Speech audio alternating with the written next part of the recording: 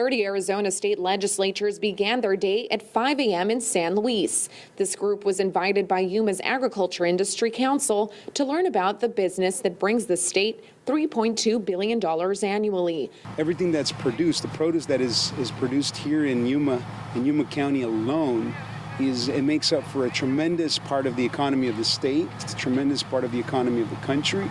And like I said earlier, it helps families put food on their table. Customs and Border Protection agents led the group through the port of entry in the early morning hours. This way, representatives could get an eye-opening look at the lengthy commute migrant workers make to get to Yuma's fields for harvesting. Port Director John Schwam explained that despite processing each migrant for about 10 to 15 seconds, the influx of about 400 to 500 people per hour creates a long wait time in this outdated facility. It's basically because our port was built back in the early 80s, and it reaches a saturation point. You have a demand now to come into the valley, again, 2.3 million people, that you have to process through that port.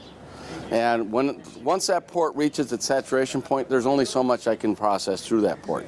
It's a challenge of volume and logistics. Tom Davis with the Yuma County Water Users Association went over Yuma County's water rights, sending a strong message to lawmakers to keep hands off the allotment.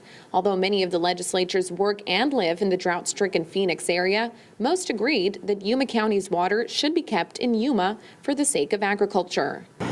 Arizona needs to look somewhere else for the way we develop water for the rest of Arizona. With the water that they receive, they do feed the nation, and we need to make sure that continues to happen. State legislatures followed up with a peek into the strenuous work that goes into harvesting crops. The group focused in on a mobile assembly line as workers cut, processed, and boxed broccoli on the spot.